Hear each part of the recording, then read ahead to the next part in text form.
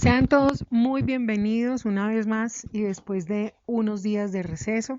Qué bueno podernos volver a encontrar y seguir aprendiendo de toda esta maravillosa palabra que es la palabra por excelencia, la palabra de vida que Dios nos regala a través de lo que conocemos como Biblia, la cual nos muestra su voluntad y que finalmente es el conjunto de una cantidad de consejos de vida y de vida eterna. Hoy te invito entonces para que continuemos aprendiendo. Al igual que sucedía con Judá y Tamar, nos vamos a encontrar con que hay personas que creen que les está yendo mal en la vida por culpa de uno, pero lo que no hacen esas personas es mirar que las consecuencias que están viviendo es a causa de su pecado personal. Eso era lo que estaba sucediendo con Judá. Pensaba en su corazón que la muerte de sus hijos era culpa de esta mujer, pero no se detuvo a pensar en el pecado de sus propios hijos. Tamar tuvo muchísimos años para pensar, trazar un plan y lograr con lo que para ella era un derecho, el tener un hijo, el tener un descendiente. Judá se toma el camino más fácil, simplemente la retorna a sus padres. En ese momento de la historia era deshonrarla públicamente y deshonrarse también él mismo, porque no había cumplido con las obligaciones que como patriarca de esa familia que estaba empezando tenía. Él tenía la obligación de entregar hasta el último hijo y no lo hizo. Esto deshonraba a la familia por completo. Entonces Tamar se da cuenta de todo lo que está sucediendo con Judá.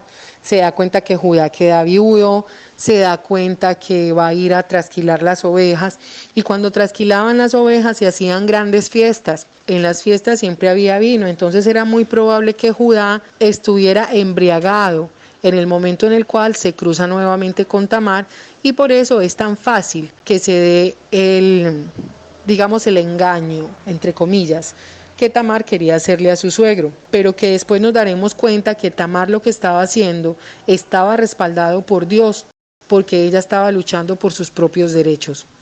En el versículo 14 nos dice que Tamar toma la decisión de quitarse los vestidos de su viudez y se cubre con un velo. Se arregló, se puso a la entrada junto al camino de Timnat para poder encontrarse con Judá. En el versículo 15-16 nos narra que Judá la vio, pensó que era una ramera y le hace la propuesta del siglo para poderse acostar con ella. Pero Tamar, que había tenido tantos años para trazar su estrategia, le pregunta: ¿y qué me darás por estar conmigo? Entonces Judá, ni corto ni perezoso, al ver que el negocio estaba surgiendo bien, según él, le dice que le va a enviar un cabrito de las cabras. Y ella le dice: no, mejor mientras el cabrito llega, me vas a dejar alguna prenda. Esto era como una garantía. Si Judá no cumplía, ella podía exhibir públicamente esa prenda para mostrar que él la había violentado de alguna manera. Entonces Judá se estaba metiendo en un problema muy complicado que a causa de los vinitos en su cabeza no estaba mirando más allá de lo que podía pasar en medio de esta situación. En Génesis 37-31, el capítulo que habíamos estudiado ayer, vemos que degollan un cabrito y tiñen la túnica de colores de José con la sangre del cabrito. Miren que lo mismo que ellos como hijos habían hecho para engañar a su padre, ahora también Judá va a ser engañado por medio de un cabrito que él había prometido. Lo que sembramos es lo que vamos a recibir. Vemos entonces en el versículo 17 que Judá le responde a Tamar: yo te enviaré del ganado un cabrito de las cabras. Y ella dijo: dame una prenda hasta que lo envíes. En el 18 Judá le pregunta que qué prenda le va a dar y ella le dice: dame tu sello, dame tu cordón y dame tu báculo que tienes en tu mano. Y él se los dio y se llegó a ella y ella concibió de él.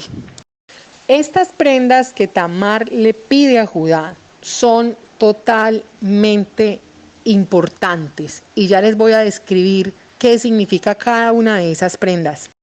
Al pedirle el sello, vamos a pensar en el sello como, no sé si de pronto han visto los sellos de lacre, que es ponen una sustancia como líquida pero caliente y le ponen algo metálico encima para imprimir en él una imagen o una letra o algo distintivo. Bueno, estos anillos tenían esa, digamos, como esa posibilidad de que el anillo se sumergía en algún tipo de tinta o se podía imprimir la figura que había en el anillo sobre partes de arcilla, de barro o incluso algunas resinas de árboles que también se utilizaban para la época. El sello era como una firma y por lo tanto la firma habla de personalidad.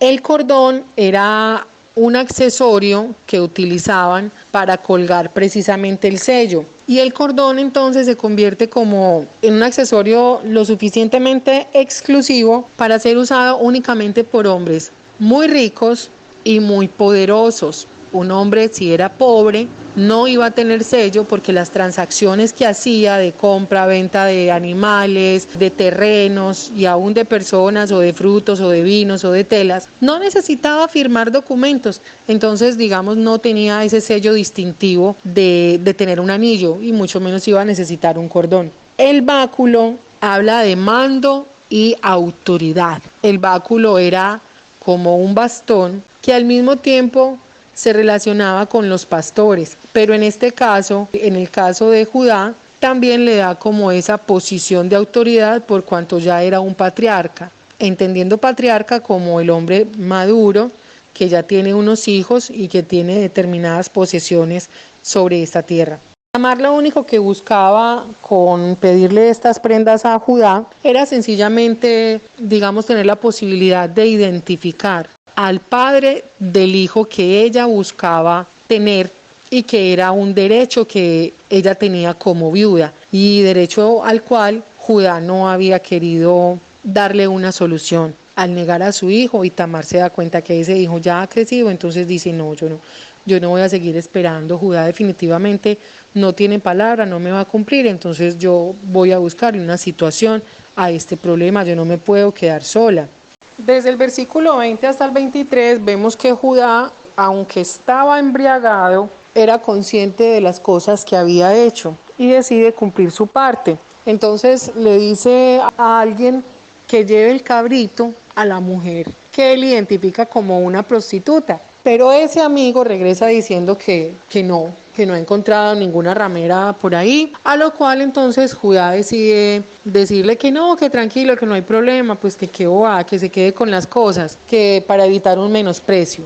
La palabra menosprecio aquí era una burla, o sea, podrían decir este estaba tan borracho que ni cuenta se dio con quién fue que se acostó. Entonces eso no hablaba muy bien de un patriarca, de un hombre, digamos, respetado dentro de aquel círculo social. Y por eso él, muy ingenuamente, cree que está siendo muy dadivoso, no le voy a prestar atención a esta situación, realmente eso para mí no es tan importante, yo puedo comprarme otro anillo, yo puedo conseguirme otro báculo, cordones venden en cualquier parte sin novedad, borrón y cuenta nueva. Pero es que resulta que lo que usted y yo hacemos en lo secreto, tarde o temprano va a salir en lo público. Y Judá no está tomando eso en cuenta. Veamos qué pasa.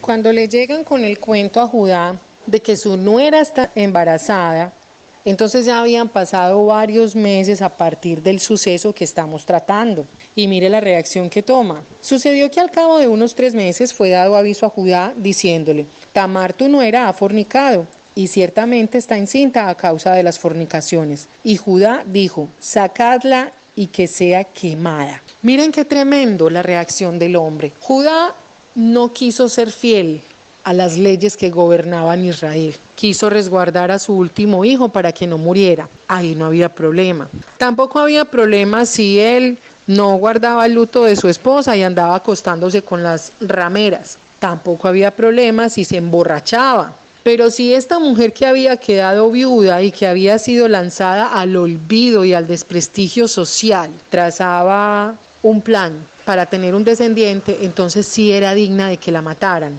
Como seres humanos muchas veces somos muy flexibles con nuestro pecado, somos muy flexibles con nuestras faltas y tendemos a razonar sobre ellas y a justificarnos. y a decir, no, sí, yo sé que yo soy así, pero es que cuando yo era chiquito me dijeron esto, lo otro, me hicieron, yo pensé, yo creí, pero si la falta es del otro, ni aún verlo muerto nos daría paz. Ahí debemos aprender, porque ante los ojos de Dios, del juez justo, todos somos pecadores y todos somos culpables y todos necesitamos ser redimidos y todos necesitamos ser limpiados en igualdad de condiciones. Para Dios no hay un pecado más grande que el otro. La verdad es eso. Nos han enseñado mucho sobre los pecados veniales, pero la verdad es que todos los pecados ante Dios son iguales. Cuando Judá dice que la saquen y la quemen, de pronto uno dirá, ay, qué hombre tan desalmado. No, les voy a explicar el porqué. En Levítico 21:9 hay una norma social que decía que si la hija de un sacerdote empezaba a fornicar, esta debía ser quemada. Usted dirá, bueno, pero es que Judá no es un sacerdote. Ok, pero como él era el patriarca de esa familia que él había constituido, él sí tenía las funciones sacerdotales para su familia y por eso él tenía que establecer orden. Entonces mire qué triste, para quemar a la viuda desprotegida sí quería tomar las funciones sacerdotales, pero para responder en la ley que lo regía se olvidó de que era sacerdote y simplemente se dejó guiar por el corazón de un padre que amaba a su hijo. Nunca se olvide de su posición. Busque ser justo en todas las cosas que usted haga en su vida. Versículo 25. Pero ella, cuando la sacaban, envió a decir a su suegro, del varón cuyas son estas cosas, estoy encinta. También dijo, mira ahora de quién son estas cosas, el sello, el cordón y el báculo. Y entonces Judá los reconoció y dijo, más justa es ella que yo, por cuanto no le he dado a Sela a mi hijo y nunca más la conoció. Mire, esta mujer estaba siendo literalmente arrastrada para ser quemada viva por su falta, por su supuesta falta. Y en medio de esa desesperación que podía haber en su corazón, recuerden que ella había tenido mucho tiempo para trazar toda esta estrategia. Muy tranquilamente le dice a los que la arrastraban, un momentico, espere. Primero llévele esto a mi suegro. Pregúntele de quién son esas cosas. Mire que ella no empieza a gritar diciendo, no, mi suegro me tomó, mi suegro me violó, este hijo es de mi suegro. En ningún momento lo acusa. Y entonces viene la defensa. Cuando usted y yo no perdemos tiempo en defendernos de quien nos acusa, Dios va a hacer justicia. Dios nos va a defender. Aprendamos de todas estas historias que nos deja la Escritura. Aprendamos también otra cosa de Tamar. Pensar muy bien qué es lo que vamos a hacer antes de actuar. Bueno, usted se preguntará, ¿por qué la Biblia se está deteniendo a contarnos la historia de los hijos de una mujer que había enviudado y que traza tremenda estrategia para poder concebir? Y la Biblia da esos detalles tan delicados de esta historia. Resulta que, como les he dicho antes, de Judá descienden algunos reyes, de los más importantes de la historia de Israel además. Desciende el rey David, desciende el rey Salomón también, y desciende nuestro Señor Jesucristo, Rey de Reyes para siempre. Sucede que Tamar peleó una bendición tan grande en todo esto, se levanta, pone en peligro su vida, traza toda estrategia, todo lo que sucede, finalmente se le hace justicia, porque es de ese delicado hilo, de esa unión sexual, que surgen estos dos descendientes, y a través de ellos sigue la línea de sangre, esa línea genealógica a través de la cual vamos a encontrar a nuestro Mesías. Por eso la Biblia hace tanto énfasis en esta historia. Muy bien, por hoy hemos terminado con nuestro estudio. Les envío un abrazo, con la ayuda de Dios nos vemos mañana.